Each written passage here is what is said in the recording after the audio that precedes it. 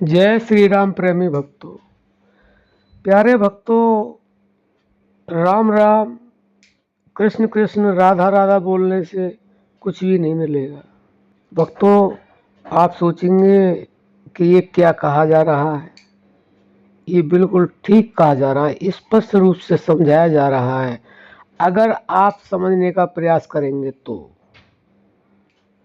देखिए, राम और कृष्ण अवतार हुए हैं। राधा रानी को शक्ति बताया गया है, लेकिन जब तक आप इनको अंतःकरण के द्वारा नहीं जानोगे तब तक आपको ऐसे कहने से कुछ भी प्राप्त होगा नहीं। यह बिल्कुल सच समझिए। हाँ, जो बिल्कुल नास्तिक प्रवृत्ति के हैं, अगर वो राधा राधा कृष्ण कृष्ण राम राम बोले तो उनको कुछ प्राप्त हो सकता है। क्या प्राप्त हो सकता है? वह धार्मिकता से जुड़ सकते हैं। इसको ऐसे कहा जा सकता है कि यह केवल ए आ ई ई के खे गे ABCD है। इसके आगे जब इसको हम याद कर लेते हैं तो हम पढ़ना शुरू कर लेते हैं, और जब पढ़ना शुरू कर लेते हैं तो ये सब अपने आप छूट जाता है। ना AIE याद रहता, ना कै खे गए, ना ABCD। इनको बोलना बिल्कुल अपने आप समाप्त हो जाता है। तो हमें राम राम को, कृष्ण कृष्ण को, राधा राधा को, भगवान का कोई भी नाम है जिस नाम पर आपका विश्वास है, उसको केवल पढ़ना नहीं है, उसको जानना है, उससे प्रेम करना है। और प्रेम बोलने से नहीं होगा। पानी रखा हुआ है और आपको प्यास लगी है, तो पानी पानी बोलने से आपकी प्यास बुझेगी नहीं, आपको पानी पीना पड़ेगा। आप इसका भावार्थ समझ रहे हैं ना? क्योंकि राम राम बोलना, कृष्ण कृष्ण बोलना, राधा राधा बोलना, बोलने से बात नहीं बनेगी। आपको इसको अपने अंदर उतारना होगा। और यह अपने अंदर कैसे उतरेगा? जब इससे प्रेम होगा। और प्रेम केवल बोलने से नहीं होगा। पानी पानी कहने से प्यास बुझेगी नहीं, पानी पीने से प्यास बुझेगी। खाना खाना कहने से खाना आपके अंदर नहीं जाएगा, आपके अंदर उतरेगा नहीं। आपको खाना अपने अंदर उतारना होगा, तब जाके आपकी भूख समाप्त होगी। तो आप इसको सहज ही समझ सकते हैं अगर आप समझना चाहेंगे तो। और आपको हम एक बात और बताते हैं, क्योंकि संत जो है वो बड़ी बारीकी से समझाते हैं और सहज रूप में समझाते हैं, लेकिन समझते वही हैं जो समझना चाहते हैं। जो समझना चाहते नहीं हैं वह प्राप्त भी कुछ नहीं कर पाते हैं। आजकल ज़्यादातर सिर्फ यही है, लोग समझना नहीं चाहते हैं। समझाने वाले तो हैं, लेकिन समझने वाले बहुत कम हैं। कहीं समझने वाले हैं तो कहीं समझाने वाले भी नहीं हैं। ये सब प्रारब्ध पर निर्भर करता है। तो देखिए, जो कहना है वह बैखरी वाणी है, यानी कि मुंह से बोलना। उसके बाद में मध्यमा आती है होठों से बोलना। उसके बाद में मन से पश्चंती, उसका अलग प्रभाव होता है। लेकिन सर्वोत्तम जो वाणी है वह परावाणी है।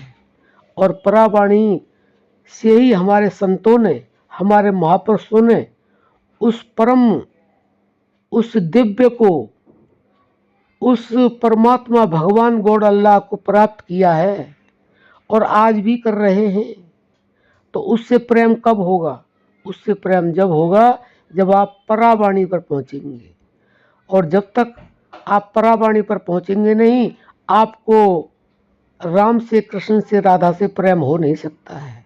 और जब तक प्रेम नहीं होगा तब तक आपको कुछ प्राप्ति भी नहीं होगी। बहुत से लोग कहते हैं कि हम नाम जप करते हैं लेकिन हमें कुछ मिलता ही नहीं, प्राप्ति होती नहीं, मनोकामना पूरी होती नहीं। कैसे होगी? क्योंकि परावाणी का विषय है वो। प्रेम परावाणी का ही विषय है, लेकिन कुछ लोग जानते हुए भी अनजान बन जाते हैं। उनको उस पर भी भरोसा नहीं होता है। और जब तक विश्वास नहीं होगा ना, तब तक आपको इस दुनिया में जब प्राप्त नहीं होगा तो जो आध्यात्मिक प्रक्रिया है, जो अंतर की यात्रा है, जो अंधेरे की यात्रा है, उसको आप कैसे कर सकते हैं। तो अगर आपने कुछ प्राप्त करना है तो आपको परावाणी से जुड़ना ही होगा, और परावाणी का जोड़ने का काम गुरु करते हैं।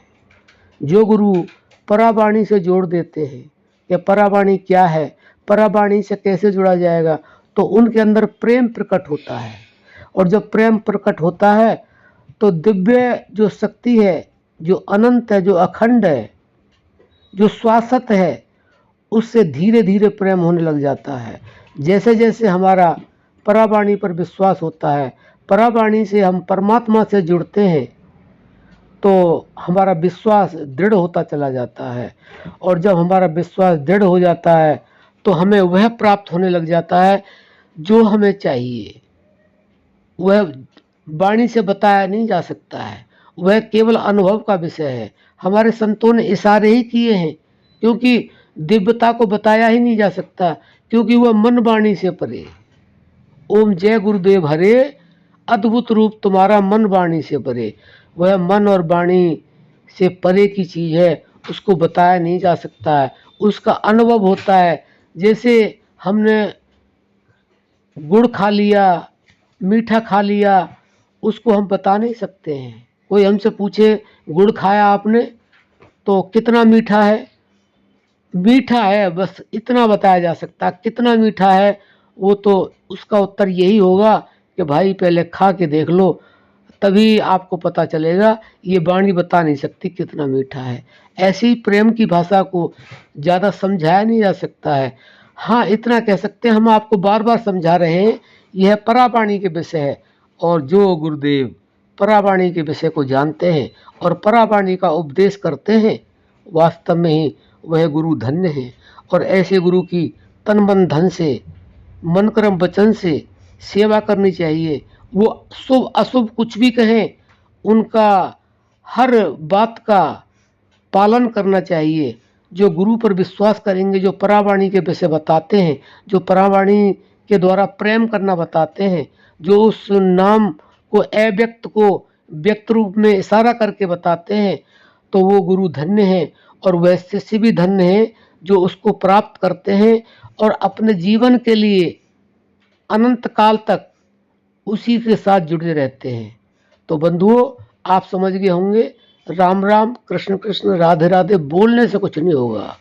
उसको अंतर कैसे उतारेंगे, और जब तक अंतर में नहीं उतारेंगे तब तक उससे प्रेम होगा नहीं, और प्रेम होगा नहीं तो आपको कुछ प्राप्त होगा भी नहीं। क्योंकि मोहन प्रेम बिना नहीं मिलता, चाहे कर लो कोटि उपाय। यानी कोटि उपाय कर लो आप, लेकिन वो बिना प्रेम के मिलेगा नहीं। चाहे आप किसी भी धर्म के हैं, किसी भी ग्रंथ के हैं, किसी भी पंथ के हैं, क्योंकि बिना प्रेम रीझ है नहीं, नटवर नंद किशोर। बिना प्रेम के कुछ प्राप्त होता नहीं है। इसलिए उस प्रेम को ढूंढो। वह प्रेम कैसे प्राप्त होगा? वो वाणी से नहीं, वो परावाणी से प्राप्त होगा। तो आशा करते हैं आप समझ गए होंगे। आप अपने जीवन में उस परावाणी को अवश्य लेकर के आएंगे। ऐसे गुरु की तलाश करेंगे जो परावाणी का विषय उपदेश आपको करेंगे, जिससे आपका कल्याण होगा और जो आपको चाहिए वह प्राप्त भी होगा। अब हम अपनी वाणी को विराम देते हैं। जय श्री राम।